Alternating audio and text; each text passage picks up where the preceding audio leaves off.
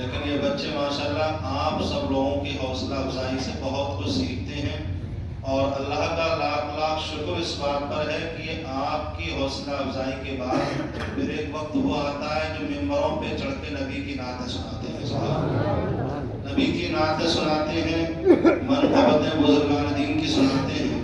ابھی یہ ذکر کر رہے تھے کہ کرسی پر کوئی بھی بیٹھے راجا تو میرا خواجہ ہے۔ ہمارا اور آپ کا یقین یہی ہے کہ آج بھی ہمارے اور آپ کے روحانی جو بادشاہ ہیں، روحانی جو بادشاہ ہیں وہ ہم سب کے خواجہ غریب نواز ہیں، ہم سب کے خواجہ غریب نواز ہیں۔ روحانی جو بادشاہ ہیں، میں حضرت علامہ عطیہ میاں صاحب جولا کی پر تحریر سن رہا تھا تو اپنے والد بزرگوار کا وہ ذکر کر رہے تھے، حضرت صالح میاں صاحب جولا کا بتا رہے تھے کہ میرے والد بزرگوار بچپن میں تقریباً 10 یا 9 سال کی عمر تھی تو حیدرآباد میں تھے، اور حیدرآباد میں اپنے دادا کے ساتھ غالباً وہ گئے ہوئے تھے، اور جہاں ملاقات ہوئی تو اس وقت ہم بہت اچھے سے جانتے ہیں اسد الدین اویسی کو، سبھی لوگ جانتے ہیں۔ اسد الدین اویسی کے جو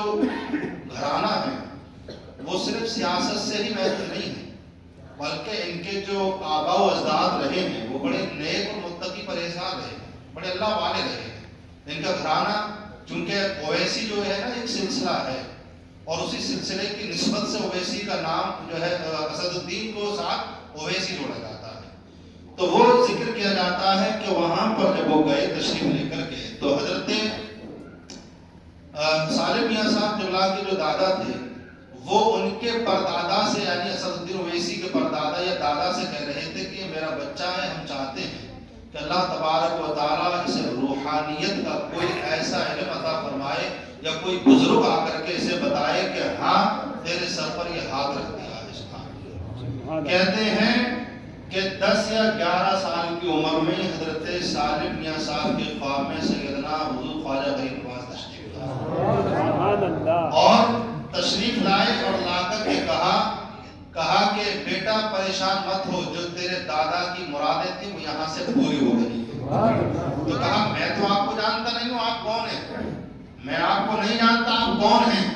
تو کہا میں ہی تو ہوں جسے خواجہ غریب نواز کہا جاتا ہے، میں ہی تو ہوں جسے خواجہ غریب نواز کہا جاتا ہے۔ کہنے کا مقصد یہ ہے کہ آپ اللہ والوں کی طرف اگر لو لگائیں، عقیدت بسائیں، تو پھر اللہ تبارک و تعالیٰ کے یہ برگزیدہ بندے جو ہیں یہ جان لیتے ہیں کہ ہمارا محبت کرنے والا، عقیدت سے وابستگی رکھنے والا دنیا کے کسی کونے میں ہو، کسی خطے میں ہو، تو پتہ یہ چلا پیارے اسلامی بھائیوں یہ عقیدتیں، یہ محبتیں، تب یہ نسبتیں ہی تو ہیں۔ ہاں تو اسی میں کہا کہ آپ جو ہے کون ہیں؟ میں آپ کو نہیں جانتا ہوں۔ تو کہا میں خواجہ غریب نواز ہوں۔ تو کہا کہ حضور جب آپ خواجہ غریب نواز ہیں تو پھر آپ مرید بھی فرمائیے، اب آپ مرید بھی فرمائیے۔ تو آپ نے روحانی مرید بھی فرمایا، سبحان اللہ، آپ نے روحانی مرید بھی فرمایا۔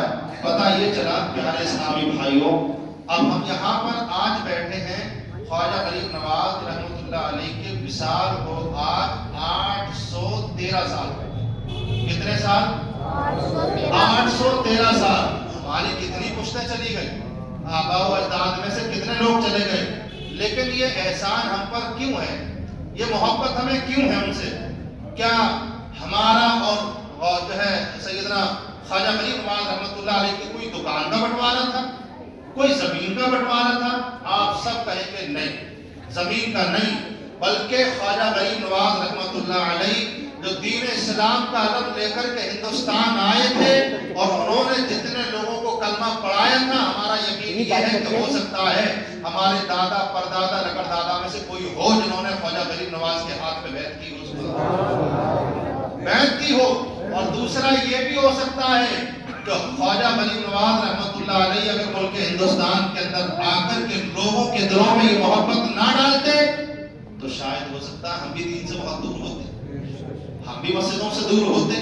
لیکن اللہ تبارک و تعالیٰ نے یہ چین رکھی، چونکہ ہمارے رسول کریم صلی اللہ علیہ وسلم ہندوستان نہیں آئے، ہمارے نبی ہندوستان نہیں آئے، لیکن وہ قرآن جو نبی پہ نازل ہوا وہ 7 سمندر پار انہی اللہ والوں کے ذریعے ہم تک آ گیا.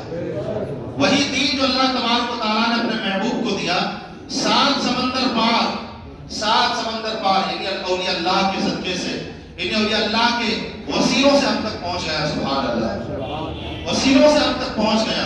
یہی سیدنا خواجہ غریب نواز رحمۃ اللہ علیہ ہے. اور ان سے رحمۃ اللہ علیہ کا واقعہ میں نے جمعہ میں آپ حضرات کو سنایا تھا, اور چونکہ جمعہ میں اتنا وقت نہیں تھا کہ اس واقعے کو پورا بیان کیا جا سکے, اس کا کچھ حصہ میں نے چھوڑ دیا تھا, وہ آپ حضرات کے گوشے گزار کر رہا ہوں. اور ان سے جب کسی نے کہا کہ یہ اولیاء اللہ یا بزرگان دین جو ہے یہ سنتے نہیں ہیں, اور یہ کسی نے کہا کہ ہمیں تو یہ بھی لگتا ہے یہ اپنی قبروں میں زندہ ہوتے بھی ہوں گے یا نہیں. یہ کتنی بڑی بات ہوگی, توجہ میری طرف رکھیے گا, کہ یہ اپنی قبروں میں زندہ ہوتے بھی ہوں گے یا نہیں. ایسا بھی ہو سکتا ہے. تو کہا کہ بات تمہاری ٹھیک ہے, علم والا تھا, بادشاہ تھا, کہا کہ ٹھیک ہے اب یہ تم نے کہہ دیا, لیکن میں ایک دن جاؤں گا اور جا کر کے دیکھوں گا. دیکھا کہ ایک نابینا ہے, بھیک مانگ رہا ہے. کہا کہ بابا دے دے, بابا دے دے, بابا دے دے. ایک وقت ہو گیا, جب وقت ہو گیا, کافی مدت ہو گئی, پوچھا بادشاہ اورنگزیب رحمۃ اللہ علیہ جب وہاں پہنچے تو کہا کہ اے بابا کتنے دن سے مانگ رہے ہو؟ تو کہا کہ میں 20 سال سے یہاں مانگ رہا ہوں, 21 سال یا 20 سال مجھے ہو گئے. تو کہا کچھ ملا؟ کہا کہ نہیں ملا. کہا نہیں ملا کہ نہیں, مجھے کچھ نہیں ملا. تو کہا کیا